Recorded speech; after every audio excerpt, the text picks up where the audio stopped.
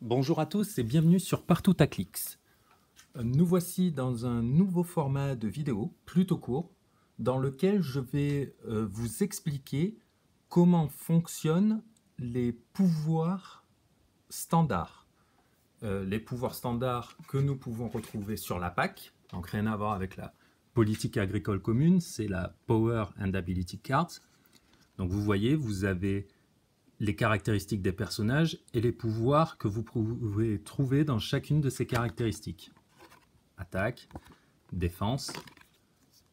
Eh bien, aujourd'hui, nous allons voir un pouvoir de défense. Le pouvoir de défense, quand il a la couleur violet, le pouvoir Willpower. Donc là, vous voyez, je peux zoomer et vous faire la traduction directe du pouvoir. Au début de votre tour, vous pouvez lancer un dé à 6 faces sur un résultat de 5 ou 6, retirer un marqueur d'action de ce personnage.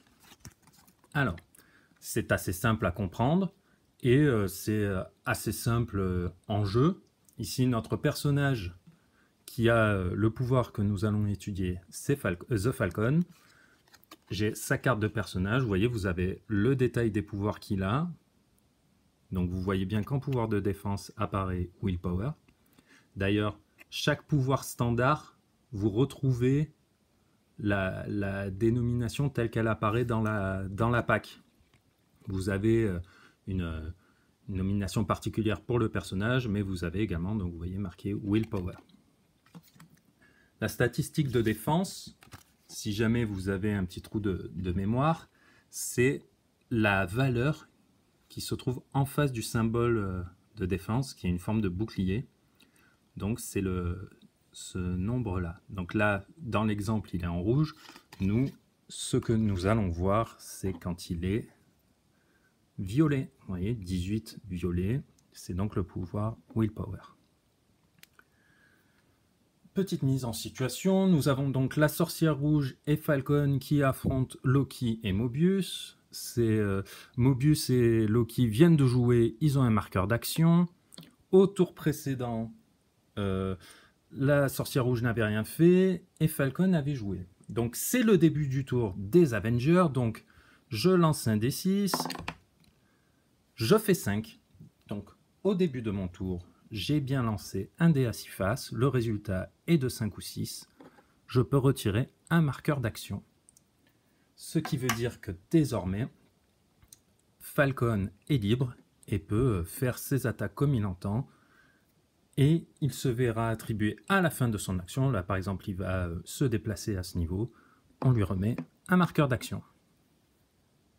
Imaginons que lorsque Falcon était ici, ou on peut même continuer là, c'est au tour des agents du temps, ils ne vont rien faire. C'est au tour de Falcon, je lance mon D6, hop, je fais 1, je ne lui retire pas de marqueur en début de tour. Ça ne l'empêche pas de faire une nouvelle action, on va dire, il se déplace à ce niveau. Au tour suivant, les ennemis se rapprochent, ils se mettent à ce niveau, ils reçoivent eux-mêmes un marqueur d'action. Et donc là, c'est au tour de Falcon. Début de tour, je lance mon dé, 4. Il a 2 marqueurs d'action, je ne peux pas lui en retirer un en début de tour. Il ne pourra rien faire pour cette action, je ne pourrai compter que sur mandat. Donc vous voyez, c'est un pouvoir qui n'est pas très compliqué à utiliser. La seule notion très importante qu'il faut retenir avec Willpower, c'est la notion de début de tour. Quand vous jouez à HeroClix, votre tour se décompose comme ceci. Vous avez plusieurs phases. Début de tour, la phase d'action, fin de tour et clear phase. C'est là où vous retirez les tokens. Lorsque vous passez de la phase de début de tour à l'action phase, vous ne pouvez pas revenir en arrière. Ce qui veut dire que si en début de tour, je ne lance pas le dé pour savoir si je peux retirer un marqueur à Falcon et que je dis bon ben j'attaque avec la sorcière rouge, je rate, Je veux jouer Falcon. Ah mais non, il a 2 tokens. Bon, ben je lance mon dé de Willpower. Non, parce que en faisant une attaque ou une quelconque autre action avec la sorcière rouge, je suis rentré dans la phase d'action. Je ne suis plus dans la phase de début de tour. Donc, je ne peux pas lancer le dé pour le jet de Willpower.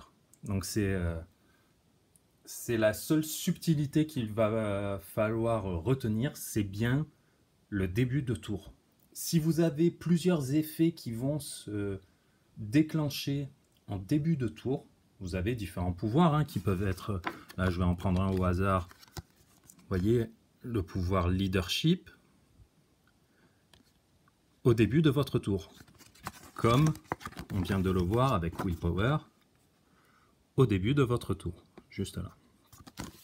Si vous en avez plusieurs, le joueur actif choisit dans quel ordre il résout ses actions de début de tour. Si vous faites en premier le leadership, puis le willpower, inversement. Et là, je ne parle que de pouvoir standard. Il y a peut-être d'autres effets qui vont intervenir au début du tour. Là encore, vous choisissez l'ordre, mais une fois que vous allez passer dans la phase d'action, vous ne pourrez plus revenir sur la phase de début de tour. Donc, essayez de ne rien oublier. Voilà, on a vu tout ce qu'il y avait à voir avec le pouvoir Willpower. Si jamais vous avez des questions, n'hésitez pas, j'y répondrai avec plaisir dans les commentaires. À bientôt!